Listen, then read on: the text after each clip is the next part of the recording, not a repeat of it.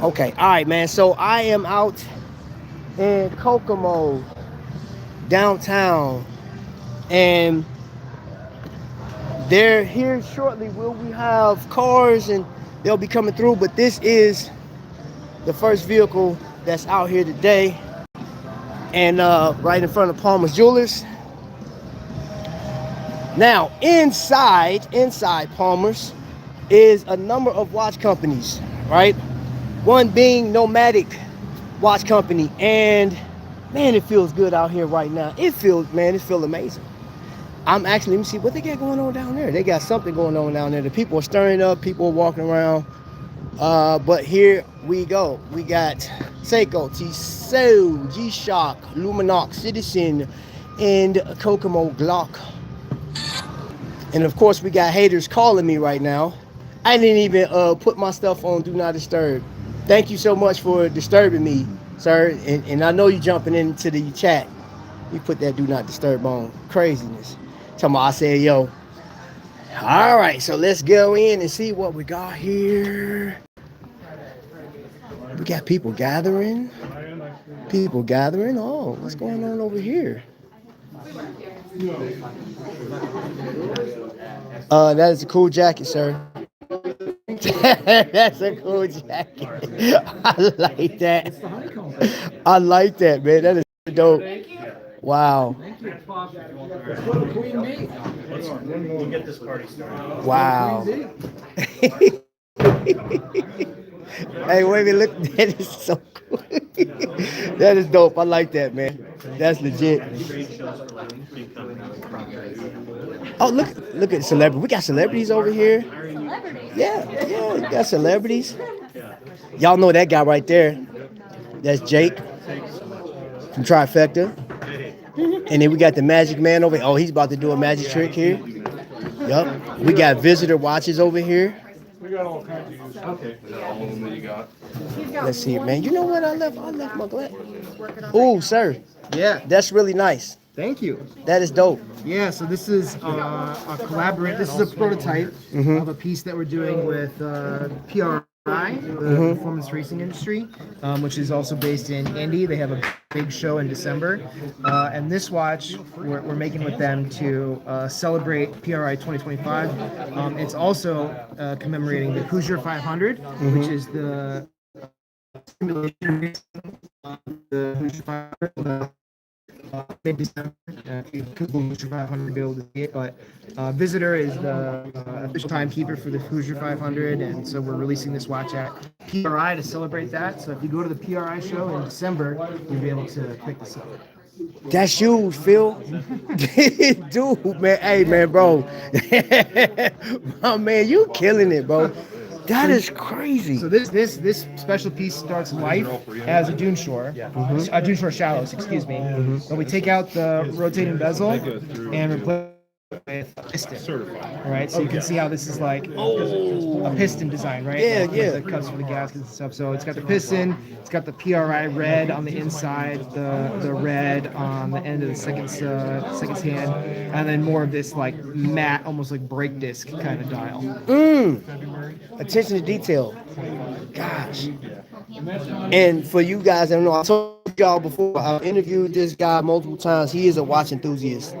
Like, he's a watch enthusiast first, then he just happened to be gifted with creating, man. That is for real, man. And that just, like, the Indiana thing, racing, oh, come on, man. Yeah, I mean, Dude. it's big here.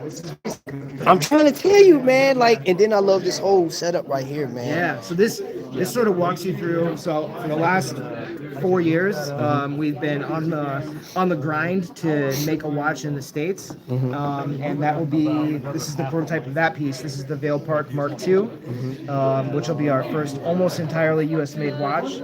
And the map here shows you all the places where stuff's happening. So in New York is where all the cases are being CNC milled.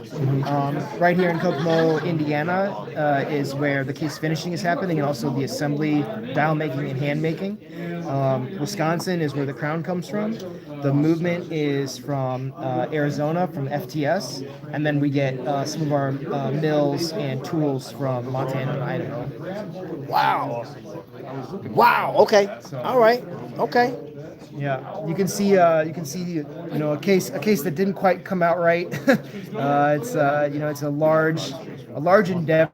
To, you know, let's try and machine this ourselves, and then this is a piece that you know, was almost good enough, but sort of illustrates the difficulty of making a watch case. You know, I think sometimes we see watches so often, we sometimes think of them as almost a little bit pedestrian. Like, oh, surely if a machine shop could make aerospace components, they must be able to make watches. But I can tell you that is not the case. And this is a good example why, you know, this watch case was almost perfect, but then you get like these little gouges right on the outside that really cannot be polished away without altering the geometry. So, you know, on an aerospace part or a medical device, nobody would care about this. You know, that part would still get cleared probably, because as long as it's serving its functional purpose, it's fine. But if you're spending, you know, 4 figures, you're dropping a comma on a watch, you want the outside to be perfect, right? Yeah. So, you know, the little things like that, it's taken a long time to find people who have the right eye and the right attention to detail to make everything the way that we want to make it. Okay, I like that. I was noticing this artwork over here. Oh yeah, that's our bookmark. So yeah, please take one. I got it. Hey, you know, anything you put out, man, is gold to me, man. Now explain. Okay, so this is cut out of Oh the yes, hands. these are the hands on the Vale Park Mark II are blued steel. And so this is a little sample of them cutting out hands from a sheet of blued steel. Man, that's awesome, man. And that's happening right here, man. Right where you're standing.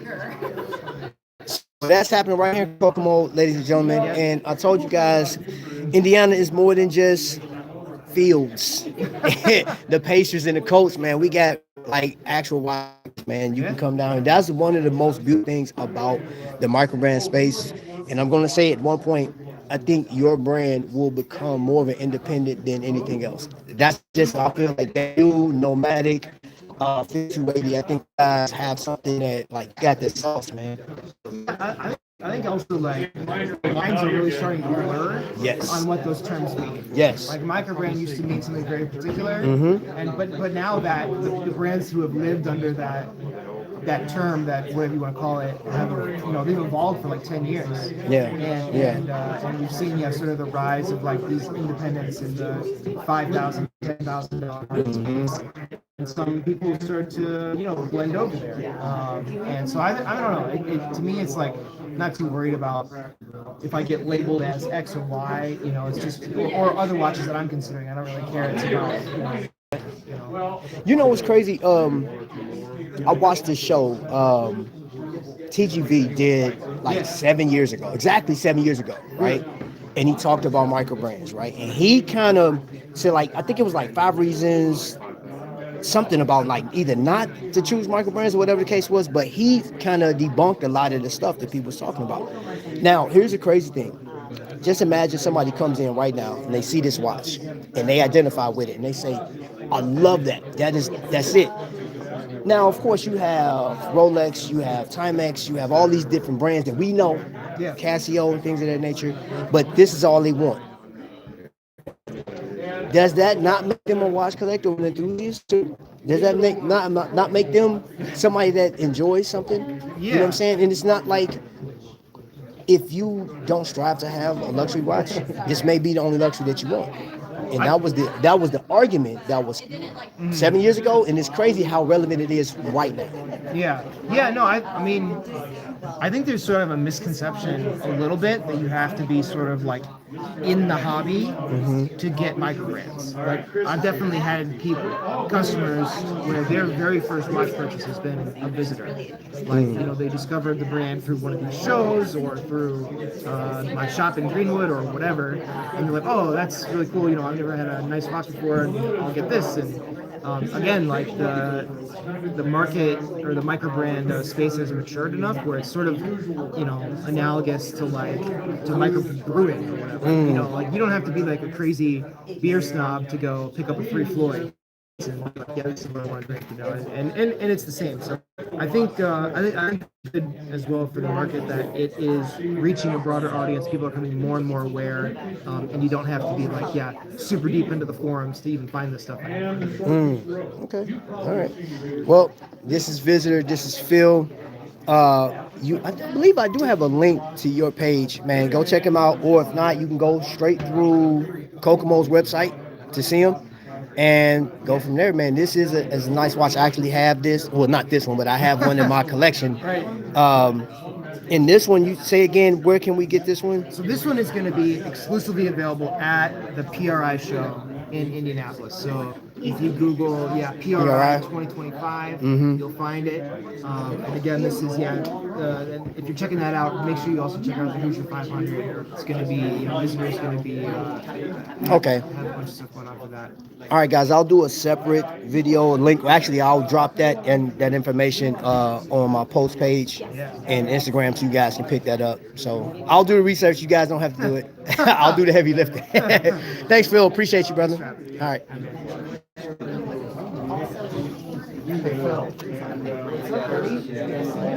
Okay, hold up, y'all.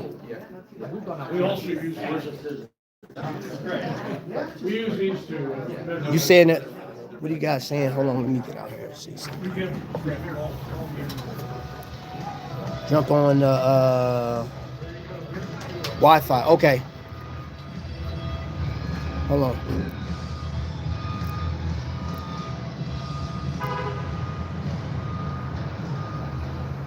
I thought I was on there.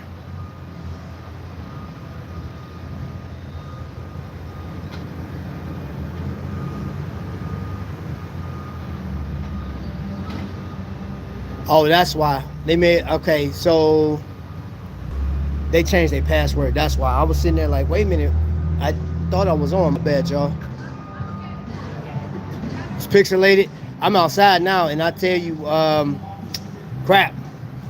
Okay, I'm going to end this live. I'm going to get the information because I'm pretty sure they just they changed their password. My phone was trying to connect to it. I didn't see that message to now. What's up, Ben 10? Hey, I'm gonna end this, and you know what? I'm gonna jump on Palmer's. Let me jump on their stuff, man. I'm gonna end this live. I'm gonna come back, man. Give me like 5 minutes, man, and I'll be right back.